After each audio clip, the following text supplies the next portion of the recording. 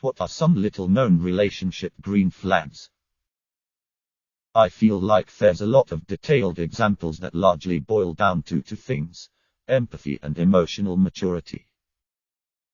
Being able to emotionally connect even after an argument. The ability to coexist in very companionable silence. Minus honesty. Minus genuine interest in each other's hobbies. Don't have to do them, but at least support it. Minus strong communication. Minus you feel like you hanging out with your best friend, except you wanna smash. You don't feel like they are playing games. Communication is direct and you don't feel too nervous about what you should or shouldn't do or say, and you're not worried about what they do or don't do or say. Some butterflies is normal, of course. Edit. To clarify, my point here is it's possible to meet someone who, right from the beginning, you're not overly concerned about your interactions. You don't have to think too much about what to text them or when. Same with calls. They don't leave you wondering about when they will respond to you and what delaying means. They don't say or do cryptic things that you have to go home and call in a panel of friends to analyze. This not to say that, in the beginning, you shouldn't take care to be on your better behavior and not to overshare. This is not game playing, it's being considerate.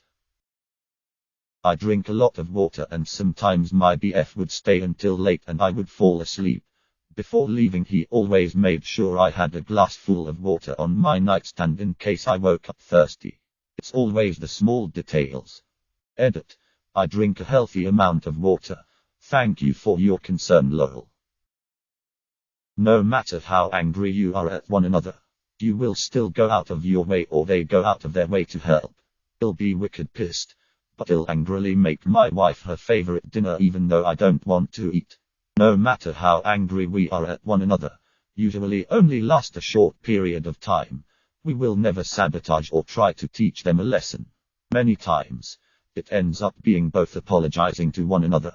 Arguing and getting angry is just part of a relationship and unavoidable. It is how you deal with it that sets it apart from a healthy relationship versus a bad one. Edit. Thanks for the reward thingies. There is never any harm telling someone you love them. Listening to you and remembering the things you've said. Back when me and my boyfriend started dating, he'd sometimes bring up things that I've said before. My favorite foods, candies, etc. Made me super happy and could tell he genuinely cared. When your so takes criticism from you seriously without immediately trying to turn it back on you. If the converse is also true, you two stand a great chance of going the distance. Active listening. Not just being there while you talk, acutely giving opinions, advice if asked for, and generally caring for the conversion. Bonus. Active listening during an argument. Not trying to win, but trying to resolve the problem. Edit. Grammar. Non-sexual compliments. Being able to have healthy conflict without fear that conflict will cause the end of the relationship. It's green flag, and a relief, to have natural disagreements and communication about those disagreements without constant fear that someone's going to hit the nuclear option. Edit. Also doctoring my coffee and bringing it to me in bed was a smaller green flag. Edit 2. Doctoring meaning putting cream and sugar in, and thank you for the awards and gold Reddit friends. Laughter.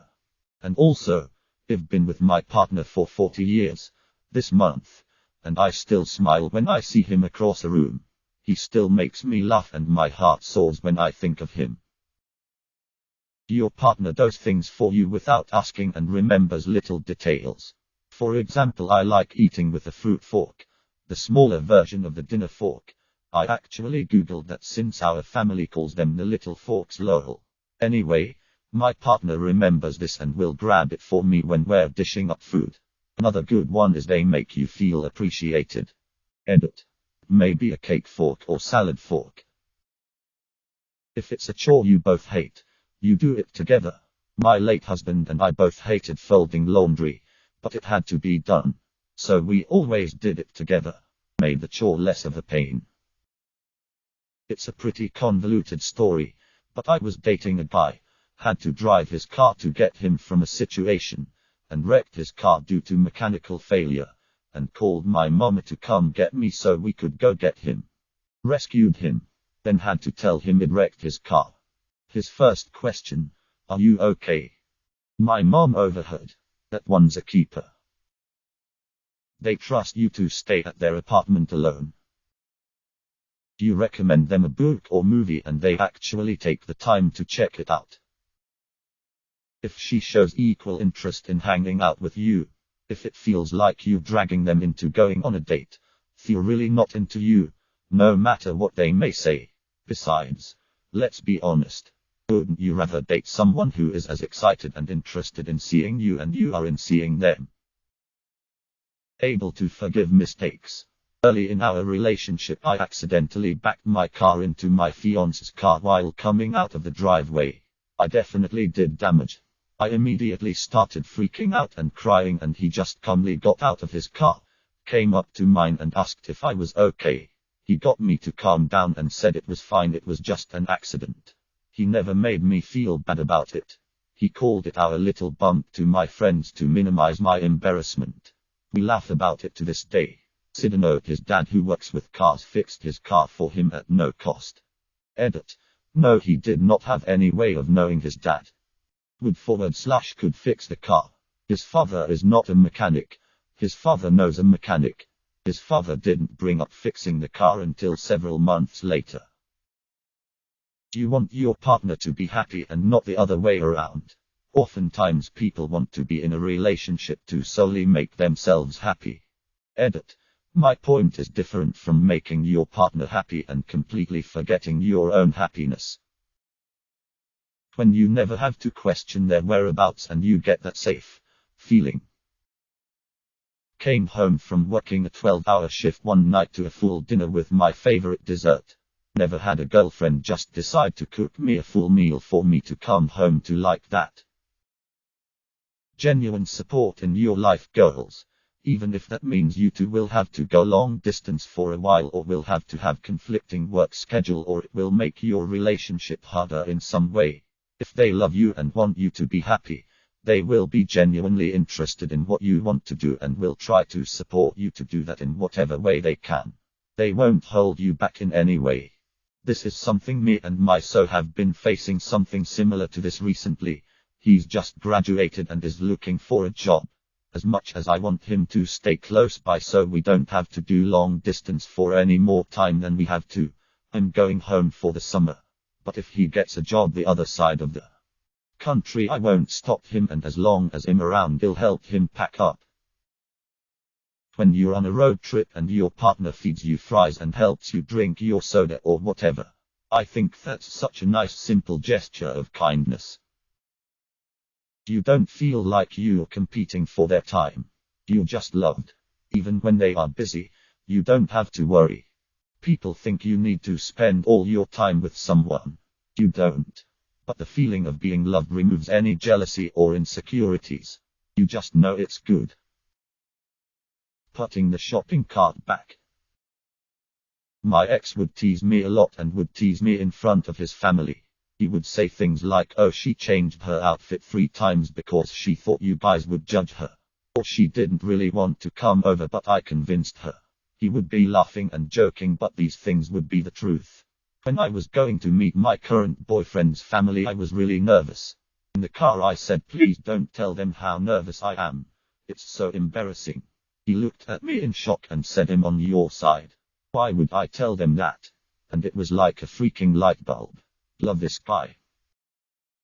They respect your food issues, weather preferences, allergies, etc. Bonus points. They defend you to their blood relatives.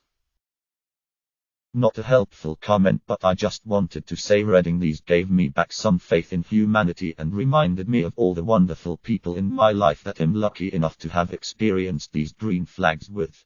Thanks, Reddit. Very subtle things that show you a genuine person.